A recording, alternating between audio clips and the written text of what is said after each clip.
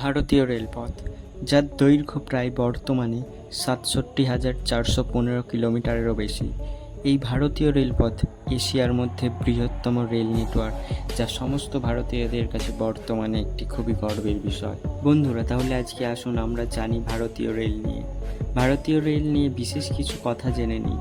বন্ধুরা, জানেন আপনারা ভারতীয় রেলওয়ে প্রতিদিনে প্রায় ২০,০০০-এরও বেশি ট্রেন পরিচালনা করে থাকে, যার মধ্যে যাত্রীবাহী ট্রেনের সংখ্যা হয়ে থাকে প্রায় ১৩,৪৫২টি এবং বাকি ট্রেনগুলি পণ্যবাহী হয়ে থাকে, যা আমরা বাঙালিরা বলি মালগাড়ি। এবং এই প্রতি বছর প্রায় ৪২১ বিলিয়নেরও বেশি ভারতীয় মানুষ রেলপথে ভ্রমণ করে থাকে। বন্ধুরা, এই ভারতীয় রেলপথ বিশ্বের প্রাচীনতম এবং বৃহত্তম ট্রান্সপোর্ট নেটওয়ার্কগুলির মধ্যে একটি হয়ে আছে। ভারতে মোট ৭,০০০টিরও বেশি স্টেশন আছে। বন্ধুরা, জানেন ভারতে প্রথম যাত্রীবাহী ট্রেন কবে চলেছিল? ভারতে প্রথম যাত্রীবাহী ট্রেন চলেছিল ১৮৫৩ সালের ১৬ এপ্রিল, যা বোরি বন্দর থেকে থানে পর্যন্ত ছিল। এই ট্রেনটি মাত্র ৩৪ কিলোমিটার পথ অতিক্রম করেছিল, বর্তমানে যা মুম্বাই অবস্থিত।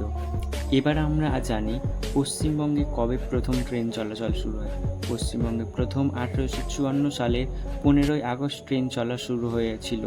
এটি হাওড়া থেকে হুগলি পর্যন্ত মোট ২৪ মাইল অর্থাৎ ৩৯ কিলোমিটার পথ অতিক্রম করেছিল। জানলাম, এবার চলুন জানি ভারতে প্রথম রেল ব্যবস্থা কে চালু করেছিলেন।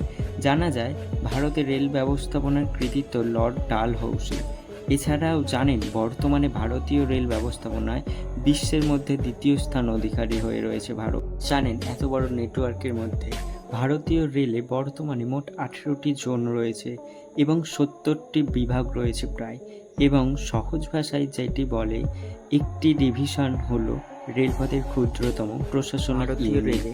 বন্ধুরা, বর্তমানে প্রায় ৪৮৮টি রেল অবকাঠামো প্রকল্প চলমান রয়েছে, যার মধ্যে ১৮৭টি নতুন লাইন এবং ৪০টি গেজ রূপান্তর ও ২৬১টি দ্বিগুণ প্রকল্প রয়েছে, যার দৈর্ঘ্য মোট ৪৪,৪৮৮ কিলোমিটার। শুধু এই নয়, যার জন্য খরচ প্রায় ৭৪৪ লাখ কোটি, অর্থাৎ যা ইউএস ডলারে হিসেব করলে বর্তমানে প্রায় ৮৯.৪ বিলিয়ন হয়। বর্তমানে এর মধ্যে ১২,০৪৫ কিলোমিটার রেলপথ চালু করা হয়েছে। তো বন্ধুরা, ভিডিওটি আজকে আমাদের কেমন লাগলো অবশ্যই কমেন্ট করে জানাবেন।